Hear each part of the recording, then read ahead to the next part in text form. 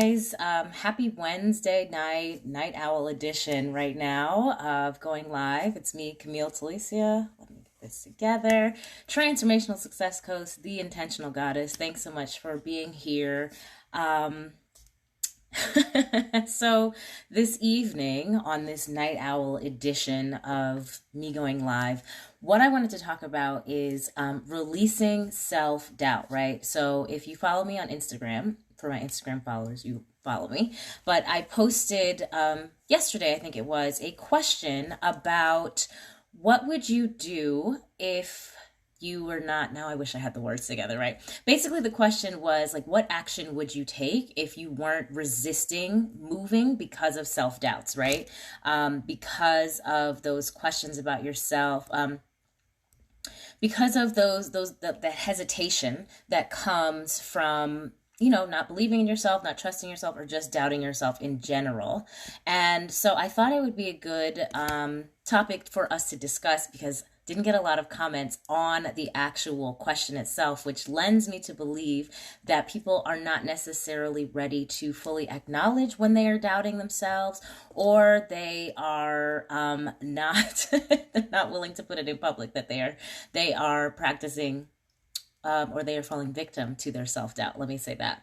So the perspective that I want to come from this evening, of course, is human design. If you've been following me now for a little bit, you know that I have lots of conversations about human design, but that is because inside of my business as a coach, my perspective on supporting my clients is to look at them, talk to them, serve them from a space of serving them as an entire individual, right? As an entire being, an entire human entrepreneur, and not just as the business owner, right? And so self-doubt is a part of every human experience. And so we get to talk about that. And human design just happens to be a really great tool to support in that, but the conversation persists regardless. So that's what we're going to be diving into today. And as I said, I am a coach. I do work with entrepreneurs, particularly in supporting them in knowing, loving, and trusting themselves more so that they can serve more people and make more money, right? Because what happens when you know yourself better, when you actually love yourself, like yourself. So what are you doing? You're treating yourself better. You're taking care of yourself. You're showing up more powerfully, more excitedly. And then you also are trusting in yourself, right? Which is what we're really getting into tonight, is releasing that self-doubt. And the more you trust yourself, the more action you can take, the more certainty you can have in the actions that you're taking. So that's what we're going to be talking about tonight. When I talk about the human design piece, this is something I've been studying now for about 5 years. I do readings and I teach classes and workshops on that as well. So if that is something you're interested in learning more about, you can always check me out at introtohumandesign.com for that. But I see we have some folks that are here live. So if you're here live or if you're watching the replay, go ahead and comment. Say hi, first of all. Love to see and see people on the live. But why don't you share, like if you're an entrepreneur, share what kind of business you have, what your business is. And if you know your human design, share what your type is. So for me, I'm a generator, right? So me, I would say I'm a coach and I'm a generator. So whether you're live right now or you're watching the replay, go ahead and comment that so we can kind of speak to that as I'm sharing and talking with you guys this evening. So while you guys are doing that, just for anybody who is just coming in, what we're going to be talking about this evening is releasing self-doubt. And so my intention is not to be here for like 30 minutes. So stick around. We're going to get through it really fast. And so releasing self-doubt from the perspective of human design, especially. So remember, comment what kind of business you have, what kind of work that you do, and also if you know your human design type, go ahead and put that in the comments as well, whether you're watching the replay or not, whether you're watching live or you're watching the replay, so that I can see you're here and know what you're about. All right, and finally, if diving into human design is something that you really want to do, as I mentioned, my site, introtohumandesign.com. Guys, I actually just finished building the new site for that this morning, this morning. So it has all the information on there now about the readings and the workshops, and it's really cute and pretty. So please go check that out. And, send me a message on the chat bot so I know that you were there, because I can get those too. I'll get them in real time right now, but that's okay. Anyways, let's get into it, guys. So I have my notes because, as y'all know, if you've seen my lives before, in human design, I have an open head and an open ajna. Those are truth centers. So I don't always remember all the things that I want to say. So I keep my notes so that I can have my info that I need to share, the pertinent things, so that I can be of service. I'm not here to impress you or try to pretend that I'm somebody I'm not. I'm here to be of service, and that's what we're going to do this evening. So the first thing that I want to talk about, right? Aligned AF. I'm a coach that has a community. Yes. Aligned AF magical beings. Yes, yes, yes. Go off. I love that. I love that. For me, I love that you have your business called Aligned AF, because what I feel like human design provides for us is an opportunity, right, to live our lives in alignment with who we are, not with who people tell us we're supposed to be, not with the standards and all the things that society says, but who we are and what feels good for us, what works for us. So that is something that I really, really love about human design. Love that you're a Manny Jen. Hey girl, hey. Okay, let me actually get into what I'm trying to talk about. All right, so the first thing that I have, like, my ways that human design supports us in releasing self-doubt. So the first thing I'm going to talk about, of course, is our authority, right? So in human design, your authority is that last that last stand before you take an action, right? It's the thing that helps you know whether or not you should do something, whether or not you should say yes, whether or not you should say no, whether or not you should move, whether or not you should stay still, stand, stop, all of those action words, the opposites of them. That is what our authority does, right? And so there are 7 different types of authority. So highly encourage you to run your human design chart, find out what your authority is. But I'm going to speak to specifically mine and then one other one as well. But when it comes to decision making in human design, right, the premise is that we're not making our decisions from our head. It's not something we're thinking about and justifying and logicizing, as I like to say. We're feeling it in our body. And if you caught my live a couple days ago, I went more in depth on what that experience is like. So I'm going to jump straight into how following your authority can support you in releasing your self-doubt, right? Because what happens is you're getting this prompting in your body. It's not something you're thinking about or overthinking or, running the pros and cons list. And so you're getting your guidance right in here, which is really supposed to be your most aligned way of getting your information, unless you are a mental projector or a reflector and you have environmental authority. But for the rest of us, it's somewhere in our bodies. So for me, mine is in my gut. It's my sacral. So I get a lot of energy, noises, feelings as well, right? So when I have things that big decisions, little things, sure, I can think about a little bit, but like big things, after I've thought through my stuff, right, like gotten the information, got all the things that I need, the facts, the pieces, all of that, the decision then comes from in here, in my gut, right, where it's like, do I want to do this thing? Is this thing for me? Yes or no? Right? And the more that I allow myself to dig into that guidance from my sacral and then to follow it, it allows me to have more certainty in the actions that I take. So if I am launching a new product, I am an entrepreneur, I'm a coach, right? So I have new offerings, new products, new workshops, all of those things. Once I have the idea and I've mapped it out and all that jazz, what I will do personally is either, if there's nobody to talk to, I'll talk to myself. But ideally, I have like my biz besties, I have my mastermind group, all of that. And so what I'll do is bring it to the table to people who also understand my human design or understand human design in general. And so what happens then is they can ask me, right? They can pose the question to me. Hey, Camille, do you want to do da-da-da-da-da? Do you want to launch the program this week? Do you want to put some stuff out? And then that gives me a chance to activate my sacral so that it can respond back with a right? Not a yes or a no, but a or I can just feel my gut giving me some sort of guidance, right? And so when you have that certainty in your body, when you have that clarity from your internal guidance, what does that now give you the opportunity to do? Move with less resistance, right? Releasing the doubt, releasing the resistance in that space. So that's one way, right? Following my personal authority allows me to release that self-doubt because I'm getting the guidance from within. I'm getting the guidance literally from the core of my being. And so I'm not going to steer myself wrong, right? Like, definitely not.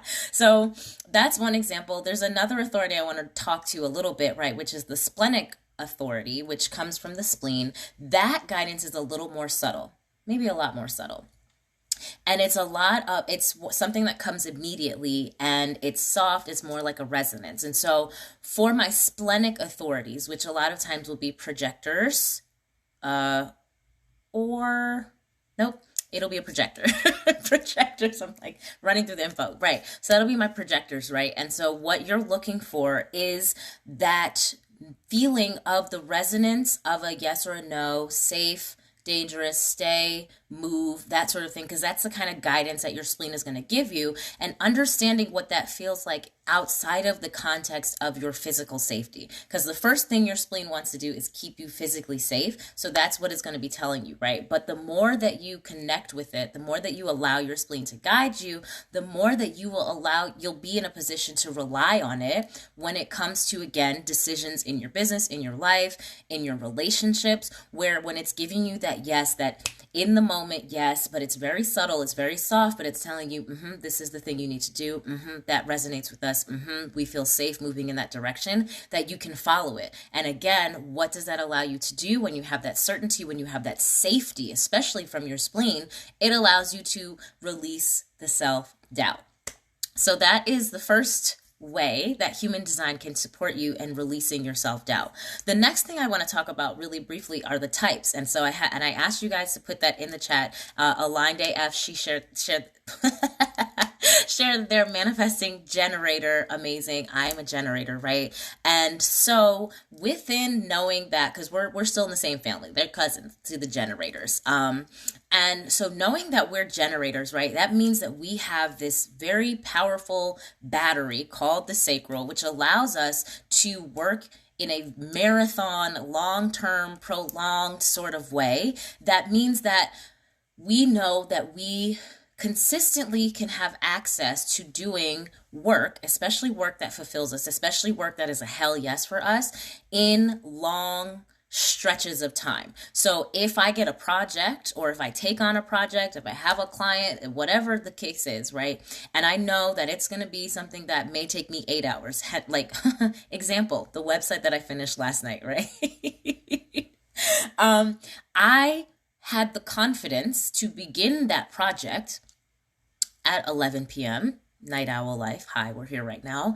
Knowing that because it was a yes for me, number one, and because I know my energy style, my working style, I could finish that project in the night. Did it take me till 5 a.m.? Sure. But did I have the energy to go till 5 a.m.? Absolutely. Because I know that I'm a generator. I know that I have consistent access to that energy. And I know how to activate that energy by connecting with my sacral, activating my sacral, right? And so again, knowing my working style, knowing my energy style gives me yet another little check off the list of, hey, okay, so maybe I had some doubts about that, but nope, I know I have the capacity. I know that I can do this. So let me go ahead and move forward, especially if it's a hell yes from the sacral. So that's number 2. And actually, I want to talk a little bit about this again from the projector's perspective, right?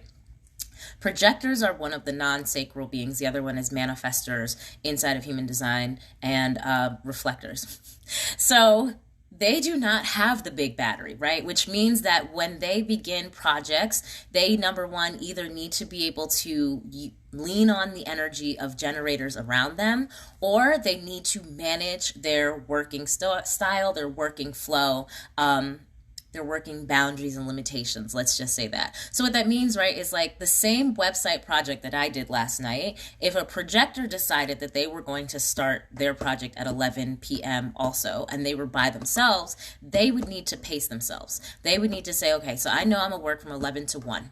I'm going to work for 2 hours. I'm going to knock as much out as I can. I'm going to get focused because I know I only have 2 hours. So I'm going to have a list of things that I need to do. And then I'm going to come back at 3, take a break. Okay, maybe not 3. I'm in real life, but let's just say take a break for a couple hours, come back in a couple hours and get back to work, right? Work again in a very clear, precise, efficient manner for another 2 hours, and then pause again, take a break, and begin again and finish the project in a few hours, right? They have to pace themselves. Now, If you know that and you structure your working sessions in a manner that are the most efficient, utilize your energy, utilize your skills and resources so that you can get things done in those 2-hour bursts that you may decide to do your sprint work sessions, right? As a projector, manifestor, reflector, does that not put you in a position to be more certain and more confident about your working style, your working capacity, and whether or not you can fulfill and finish the projects that you start? Excuse me, let me take a little sip. Okay, so I see we have some new folks in this space. While I get this sip of water, sorry. That's not water, that's apple juice. Hi. Okay. If you joined and you haven't already shared what you do and what your human design type is, if you know, go ahead and drop that in the comments below. What we're talking about right now, what I'm talking about, is releasing self-doubt and how some of the tools and components of human design can support you in doing that. And we just went over authority and type. And the last thing that I want to talk about, right, is profile, because usually when we're getting into this beginnings of human design, usually hear type, strategy, authority. And so I wanted to get a little bit more into it and talk about profiles. And so what that is that fraction number that you get on your chart when you run your chart, and it'll say, like for me, I'm a 1-3. So investigator, martyr is what my profile is, right? And so for you, whatever those two numbers are, if you want to comment them, I'm going to open it up for questions in a moment. If you want to comment your profile, I can speak to that as well. But I want to just give a couple examples of how knowing your profile, which is really about how you're showing up in the world, how that also can support you in releasing self-doubt. And of course, what I'll do is use myself as an example first. So like I said, I am a 1-3 investigating martyr. And so that 3 line, that martyr line, is one in which trial and error is basically my MO, my SOP, whatever you want to call it. I have to try things, and I'm not trying them necessarily with the hopes of succeeding. I'm trying them with the hopes of finding information and possibly identifying what doesn't work about that thing. And so for a long time, especially before I knew my human design and understood what that meant, how that looked and how that showed up for me is feeling like I was starting things, stopping things, being really flighty, trying this, trying that, flitting here, flitting there, like a little butterfly, just interested and interested in all the things, highly intrigued, right? But once I understood that I am not flighty, right? I am not somebody who doesn't have follow through. I'm not somebody who can't finish things, but I'm somebody who is meant to try things, meant to get information about those things, apply said information, share said information, possibly revisit or possibly move on depending on the nature of the thing as it relates to my journey of mastery as a generator. That freed me up, number one, from a lot of judgment, and number two, from a lot of self-doubt, because instead of questioning, will I be able to see this thing through? Will I be able to finish this thing? Am I going to stay in this space, in this job, in this house, in this relationship, whatever it is? I've now been able to give myself permission to do the experiment, to have the trial and be fully present in the trial so I can get as much information as possible to serve me and to serve whoever is in my community or whoever I'm supposed to be supporting.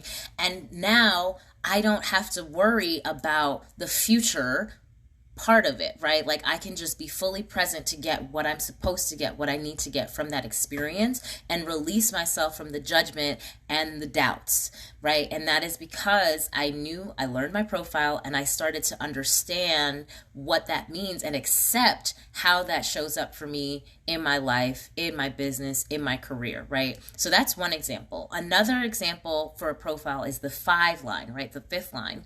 That is the line of the heretic. And one aspect of that 5th line is that people tend to project their own expectations, desires, fears, wants, hopes, dreams, all of that onto people with the 5th line. And so if you are a 5th line, right, whether it's your first number or your second number, that is probably been a part of your life experience. And so what happens when you constantly feel like you are under pressure to meet other people's needs? You start to doubt yourself, right? You start to worry, or you start to try to just like cocoon yourself because you're like, I don't want to disappoint anybody, and I don't know if I can live up to their expectations. But once you understand, okay, I'm a 5th line, which means People are seeing stuff in me that they want, need, fear, extra, etc., etc. Now they are in a position where they can take full ownership of who they are. They can take an assessment and an inventory of what they can bring to the table, what they can share, what they can offer, what their true capacity is,